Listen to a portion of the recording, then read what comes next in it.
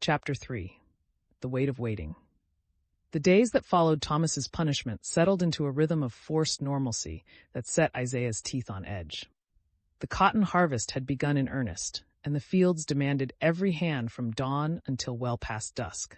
The work was backbreaking, bending, picking, dragging the heavy sacks that grew heavier with each passing hour. Isaiah's hands moved automatically, plucking the white bowls from their sharp casings while his mind turned over the details of their plan for the 100th, the 1,000th time. 3 weeks. Maybe 4 if the Bellmonts delayed their departure. That was all the time they had left. The sun beat down mercilessly, despite the approaching autumn, and sweat stung Isaiah's eyes as he worked his row. 2 rows over. He could see Samuel working with the fierce intensity that had become characteristic of the boy since Thomas's capture. The teenager attacked the cotton plants as if they were his personal enemies, his movements sharp and angry. Elijah worked beside her brother with quieter determination, her smaller hands just as quick despite her youth. Isaiah worried about Samuel. The boy's rage was a fire that could either forge them into something stronger or consume them all. "Easy, son," Moses' deep voice rumbled from the adjacent row. The blacksmith had been assigned to field work during the harvest, his skilled hands temporarily devoted to cotton instead of iron. "You'll wear yourself out before noon at that pace." Samuel didn't slow down. "Don't matter. Rather work myself to death than live like this." "Living's the point," Moses said quietly. "Can't be free if you're dead." The crack of Silas Crow's whip split the air, though it struck nothing but ground.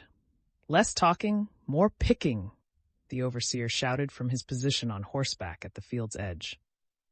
"Y'all think this cotton gonna pick itself?" The workers bent lower, hands moving faster. Isaiah felt Crow's eyes on them and forced himself to focus only on the cotton, on the repetitive motion that had become second nature over the years.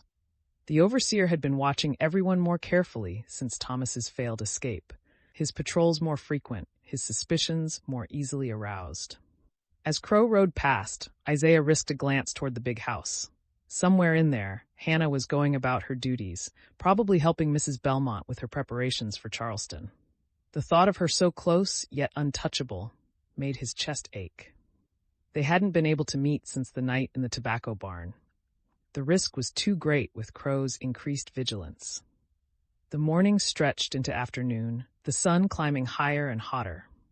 Isaiah's back screamed in protest, his fingers raw despite the calluses built up over years of labor. Around him, other workers sang, not the spirituals that carried hidden messages, but simple work songs to keep the rhythm, to make the hours pass. He joined in mechanically, his voice blending with the others while his thoughts remained fixed on the map he'd memorized, the route they would take, the contacts they would need. When the dinner break finally came, the workers trudged to the shade of the live oaks at the field's edge. The meal was the same as always. Cornmeal mush and a small piece of salt pork, barely enough to sustain them through the afternoon's labor. Isaiah ate without tasting, his eyes scanning the other workers. Mercy sat with a group of older women, her thin frame somehow still radiating strength despite her years. She caught his eye and gave the slightest nod. Everything was in place on her end, the herbs and medicines they would need for the journey, carefully hidden away. Abigail sat nearby with Ruth in her lap, feeding the child small bites from her own meager portion. The little girl's presence was both their greatest hope and their greatest vulnerability. A 4-year-old couldn't understand the need for absolute silence, couldn't comprehend the dangers they would face, but Abigail would rather die than leave her daughter to grow up enslaved. "Isaiah," Moses settled beside him, his massive frame somehow folding into the small space. "Samuel came to me this morning, before dawn." Isaiah tensed. What did he want? Wanted to know if we could move the plan up. Said he can't wait another month, can't stand another day of this. Moses took a slow drink from his water gourd. "I told him no, told him the plan is the plan, and changing it now would get us all killed or worse." How did he take it? About as well as you'd expect from a 16-year-old boy with more anger than sense. Moses' voice was gentle despite the harsh words. "He's hurting, Isaiah, they all are, but that boy's hurt is turning into something dangerous. Isaiah rubbed his face, feeling the grit of cotton dust and dried sweat. "I'll talk to him." "You better, and soon." Moses glanced toward where Samuel sat with Elijah, the boy's jaw tight with barely suppressed fury.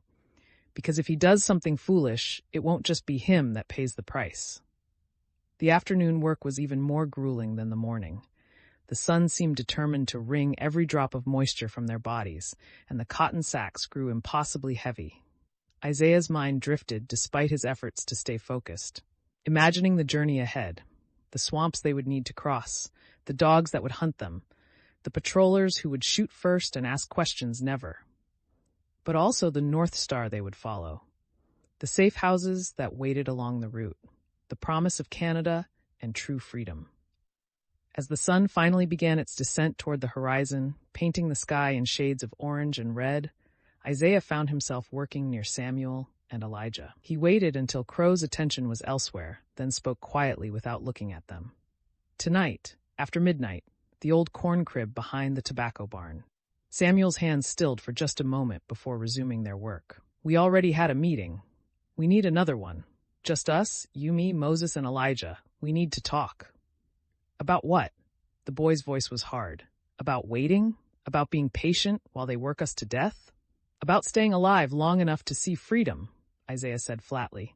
"About not throwing away 2 years of planning because you can't control your anger for a few more weeks." Elijah touched her brother's arm, a silent plea for calm. Samuel jerked away, but didn't argue further. When the overseer finally called an end to the day's labor, Isaiah's sack weighed 73 pounds. He'd counted the bowls obsessively, anything to keep his mind occupied. He hauled it to the weighing station, where Crow recorded each worker's total with suspicious eyes, always looking for someone who hadn't picked enough, who deserved punishment. As Isaiah headed toward the slave quarters, he saw Hannah emerging from the big house, carrying a basket of linens to the wash house. Their eyes met for just a heartbeat, and in that brief moment, he saw his own exhaustion and determination reflected back at him. Then she was past, and he continued on as if she were just another house servant, as if his heart didn't ache with longing every time he saw her. The evening meal was the same as dinner, cornmeal mush, this time with a thin vegetable soup that was more water than substance. Isaiah ate in his cabin with the other field hands, listening to their exhausted conversation, their complaints about the heat and the work and Crow's cruelty. He said little, conserving his energy for the meeting ahead. When full darkness fell, he lay on his pallet and waited. Around him, the other men settled into sleep, their snores and restless movements filling the small space. Isaiah counted the hours by the position of the moon through the cabin's single window, waiting until he was certain everyone was deeply asleep. At midnight, he rose silently and slipped out into the night. The plantation was never truly silent after dark. Insects sang in the trees, night birds called to each other, and somewhere in the distance, a dog barked. Isaiah moved through the shadows like a ghost, avoiding the paths Crow's patrollers would take, staying close to the buildings where the darkness was deepest. The corn crib was an old structure, half collapsed and no longer used for storage. It sat behind the tobacco barn in a tangle of weeds and vines, forgotten by everyone except those who needed a secret place to meet. Isaiah slipped inside and waited, his eyes adjusting to the deeper darkness within. Moses arrived first, his bulk somehow moving silently despite his size. Then Elijah, her slight form barely visible in the shadows.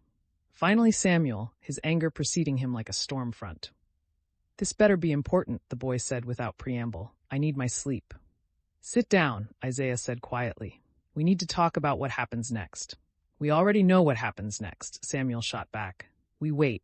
We always wait. Wait for the right time. Wait for the right conditions. Wait until we're too old or too broken to run." "Samuel," Elijah began, but her brother cut her off. "No. I'm tired of being quiet. I'm tired of pretending everything's fine while they work us like animals. Thomas tried to run and look what happened to him. They beat him half to death and now they're selling him to Mississippi. That's what waiting gets you." "Thomas ran without a plan," Moses said calmly. "Without supplies, without knowing the route, without contacts to help him.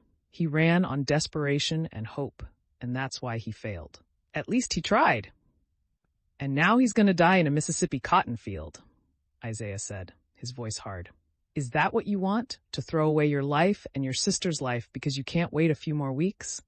Samuel's jaw worked, his hands clenching into fists. You don't understand. You've got Hannah. You've got something to hold on to. But me and Elijah, we've got nothing but each other. And any day Bellmont could decide to sell one of us. Any day we could be separated, and then what? What good is your careful plan if we're not together to use it? The raw pain in the boy's voice cut through Isaiah's frustration. He'd been so focused on the logistics of the escape, on the timing and the route and the supplies, that he'd forgotten what it felt like to be 16 and terrified and powerless. You're right, Isaiah said quietly. I can't promise you that nothing will happen before we run. I can't promise we'll all make it or that we'll stay together. But I can promise you this, if we go now, without finishing our preparations, we will fail. And failure means death or worse.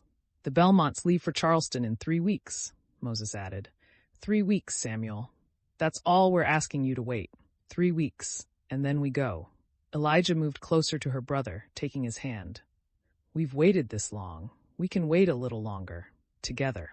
Samuel's shoulders sagged, the anger draining out of him to reveal the frightened boy beneath. I'm just so tired. Tired of being afraid, tired of pretending, tired of belonging to someone else. We all are, Isaiah said gently, but tired people make mistakes, and we can't afford any mistakes. Not now, not when we're this close. The four of them sat in silence for a long moment, the weight of their shared burden settling over them like a heavy blanket. Finally, Samuel nodded. 3 weeks, but if anything happens before then, if Bellmont tries to sell me or Elijah, we go early. Plan or no plan.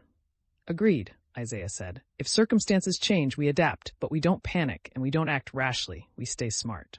Moses cleared his throat. While we're here, we should review the first leg of the route. Make sure everyone knows exactly where we're going once we leave the plantation. For the next hour, they went over the details. The swamp they would enter 2 miles north of the plantation, the creek they would follow to throw off the dogs, the abandoned chapel where they would meet up if anyone got separated. Isaiah drew a rough map in the dirt floor with a stick, marking landmarks and distances. We travel only at night, he reminded them. We rest during the day in whatever cover we can find. We don't light fires, we don't talk unless absolutely necessary, and we move as if every shadow hides an enemy. Because every shadow might, Moses said grimly. Hannah's been listening to the Bellmonts' conversations, Isaiah continued. She says they're planning to be in Charleston for at least 6 weeks, maybe longer. That gives us time to get far north before they even realize we're gone. Crow will notice right away, but without the colonel here to authorize hiring a professional tracker, he'll have to make do with local patrollers. That's our advantage. Elijah spoke up for the first time, her voice soft but clear. What about Ruth? How do we keep her quiet when we need to hide? Mercy's preparing something, Isaiah said. A tea that will make her sleep deeply without hurting her. Abigail knows she might need to use it. Samuel shook his head. That's a lot of trust to put in a 4-year-old child. It's a lot of trust to put in all of us, Moses said. Any one of us could betray the others. Any one of us could break under pressure. But we don't, because we're family. Not by blood, maybe, but by choice. And that's stronger than any chain they can put on us. As they prepared to leave, Isaiah caught Samuel's arm. I know it's hard, but we're going to make it. All of us together. The boy met his eyes, and Isaiah saw the struggle there, the desire to believe warring with the fear of hope. Finally, Samuel nodded. 3 weeks, he said. I can do 3 weeks. They slipped out of the corn crib one at a time, disappearing back into the night.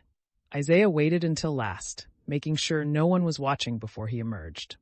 The moon had moved across the sky, marking the passage of hours he should have spent sleeping. As he made his way back to his cabin, a figure stepped out of the shadows near the tobacco barn. Isaiah's heart stopped, his mind racing through possible explanations, possible escapes. Easy, Hannah whispered, and relief flooded through him so intensely it made him dizzy. It's just me. What are you doing out here? He breathed, glancing around to make sure they were alone. If anyone sees, I had to see you, just for a moment. She moved closer. and even in the darkness, he could see the strain on her face. Mrs. Bellmont is getting suspicious. She asked me today if I knew anything about Thomas's escape attempt, if I'd heard any talk among the servants. What did you tell her? That I don't listen to field hand gossip, that I'm too busy with my duties to pay attention to such things. Hannah's voice shook slightly. She didn't believe me. I could see it in her eyes. She's watching me, Isaiah, all the time now. He wanted to take her in his arms, to promise her everything would be all right, but they couldn't risk even that simple comfort. 3 more weeks. Can you manage it? I have to. She looked up at him, and the moonlight caught the tears on her cheeks. I'm so scared. Not of running. I'm scared of what happens if we don't run. Scared they'll sell me or sell you, or we'll grow old here and die without ever being free. That won't happen, Isaiah said fiercely. I promise you, Hannah, we're getting out. In 3 weeks, we'll be on our way north. And someday soon, we'll be in Canada, and I'll marry you properly, and no one will ever own us again. She nodded, wiping her eyes. I should go. If someone notices I'm gone. Be careful. And Hannah? He waited until she looked back at him. I love you. I love you too, she whispered.